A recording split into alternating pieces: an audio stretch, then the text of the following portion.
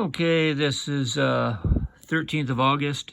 This is the Facebook page of Joe Mulligan. As you can see, if you look on his Facebook, he's a red-faced alcoholic, and he's a gambling addict. I had the misfortune of working with him for 3 years part-time through Best Personnel. He was fired for, among other reasons, calling the owner a fat, stupid bitch, and saying he was selling drugs to the management of VersaCold, one of our assignments. VersaCold has a policy about drugs. It's their official policy. Drugs lead to theft and will not be tolerated.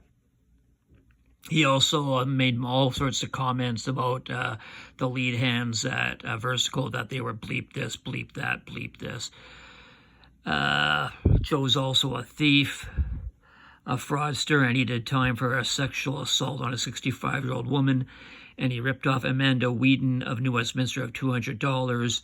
That's on her Facebook page, if you want to look that up. He also left a series of messages on my voicemail. I had given him my voicemail because he helped me do some work at my home, him and his brother Dave, who's his older half-brother, which I put on YouTube. He threatened to kill cops and do all sorts of stuff, the stupid drunk. He was banned from Hops New Westminster Bar for fighting. He claims to be a digital creator here, as you see, but on his LinkedIn, if you look it up, it says that he works at Amazon at 109 Braid Street, New Westminster, which is basically you just move boxes. He has 2,800 followers. Well, hey, that sounds pretty good. He posted this 3 hours ago, health tips. Well, it says no soda. He drinks soda. He also drinks like a fish. That's also not a good thing. When I saw him at work, he used to eat nothing but crap food. He was always bumming food, eating his potato chips and cheesies.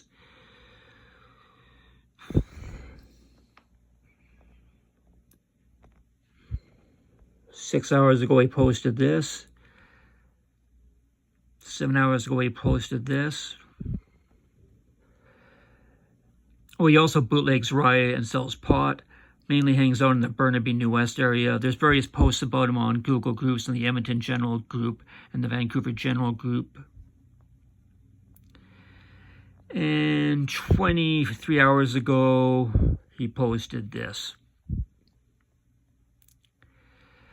The point, if you notice it, he's made 5 points in 23 hours to his 2.8K followers and got a grand total of 0 upvotes.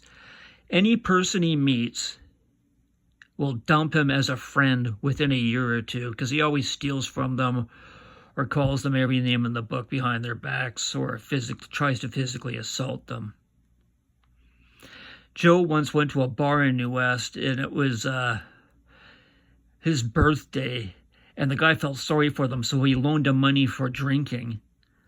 And then when he went there the next time, he was going, "No, I didn't borrow money for you. No, I didn't borrow money from you." So the guy threatened to rape them there right in front of the bar. And his brother was telling me their best bar friend in New West died of a fentanyl overdose.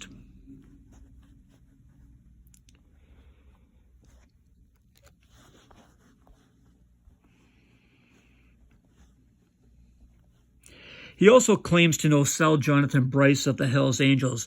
Not often I have sympathy for the Hells Angels, but if that's true, I have sympathy for them.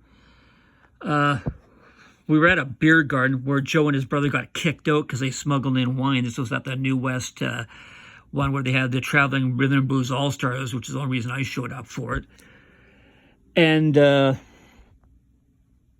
just out of nowhere, he said, Sal Jonathan Bryce of the Hells Angels. If you know anything about the Hells Angels, that's a legacy guy.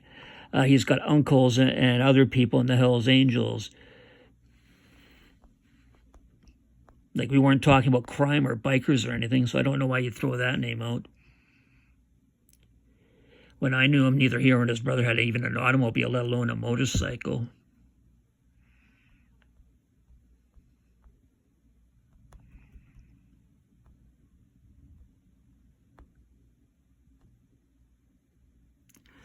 And here's his LinkedIn. It says Joe Mulligan, associate at Amazon.